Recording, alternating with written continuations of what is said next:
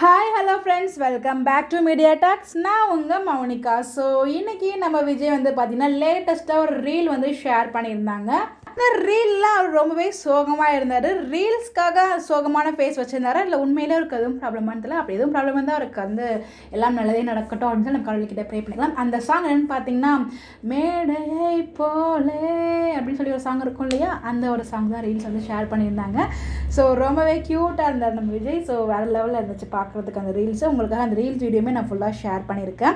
So எப்பயுமே நம்ம விஜய் பார்த்தீங்கன்னா இது ஷேர் பண்ணும்போது ஏதாச்சும் ஒரு கேப்ஷன் கொடுப்பாரு. அந்த மேக்ஸிமம் ஆஃப் த டைம் எனக்கு அது புரியவே புரியாது. பட் இந்த தடவை பார்த்தீங்கன்னா புரியுற மாதிரி ஒரு கோட் கொடுத்துருக்காரு. Like a quiet bubble floating on a sea of noise அப்படிங்கிற மாதிரி ஷேர் பண்ணியிருந்தாங்க.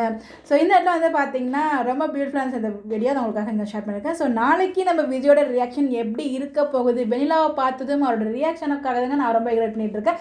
எப்படி ரியாக்ட் பண்ண போறாரு அப்படின்னு சொல்லிட்டு கருத்துக்கலாம் மறக்காம கமெண்ட்ல சொல்லுங்க. Bye by.